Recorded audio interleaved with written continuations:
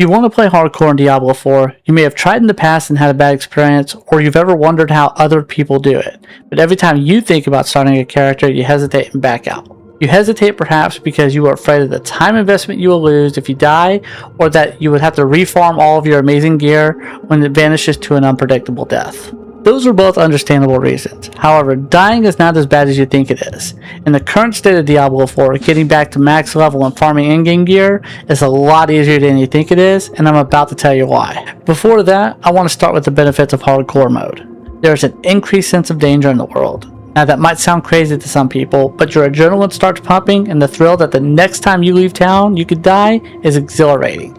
It adds meaning and depth to the world and your character. When you complete challenging content, the rewards feel more rewarding.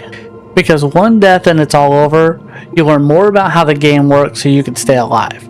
When I play a hardcore character, I look at every detail of every skill and my stats to make sure I can survive. You learn so much more about the enemy affixes, my class, and the game mechanics more than any time playing softcore. You also get a fresh perspective on the game. You will manage your stash differently because you don't want to lose all your items. You will keep extra sets of gear in case you die. You attack higher torments with more thought.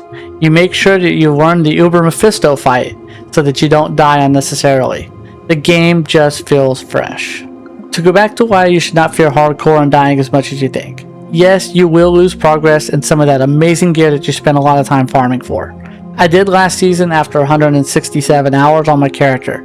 I lost my mythic seal and a lot of other amazing gear. I didn't let that stop me from making a new character and going again though. Why? Because as I said previously, you saved up a second set of gear. And before you say, well, I still have to reach level 70 again. You don't if you play it right.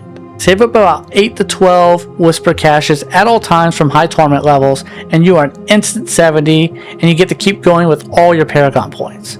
I was back grinding again at slightly less power right after I died. Diablo 4 has a lot of ways to quickly get your character back to where they were. Just make sure that you stash your extra keys, gear, gems, runes, etc. for your next character so they can use them. So after hearing all of that, what is stopping you from making your next character on hardcore?